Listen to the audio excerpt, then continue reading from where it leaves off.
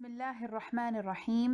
الحمد لله رب العالمين، والصلاة والسلام على رسول الله صلى الله عليه وسلم وآلہ وصحبہ اجمعین۔ اپنے سلسلے کا آغاز کریں گے۔ کتاب ہے شرح مسند امام اعظم رحمۃ اللہ علیہ، باب ذم القدریۃ، فرقہ قدریہ کی مذمت کا بیان۔ حدیث نمبر 21۔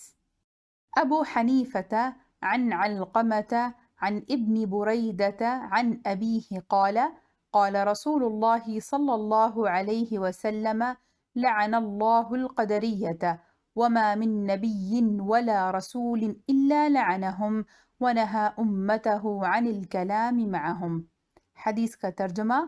حضرت ابن بریدہ رضی اللہ عنہ کے والد سے مروی ہے کہ رسول اللہ صلی اللہ علیہ وسلم نے فرمایا، اللہ تعالیٰ کی قدریہ پر لعنت ہو، اور پھر فرمایا، مجھ سے پہلے کوئی نبی یا رسول بھی ایسا نہیں جس نے ان پر لعنت نہ کی ہو اور اپنی امت کو ان سے کلام کرنے سے منع نہ فرمایا ہو۔ حدیث کی شرح۔ یہ حدیث ما قبل کے ہم معنی ہے، واللہ اعلم۔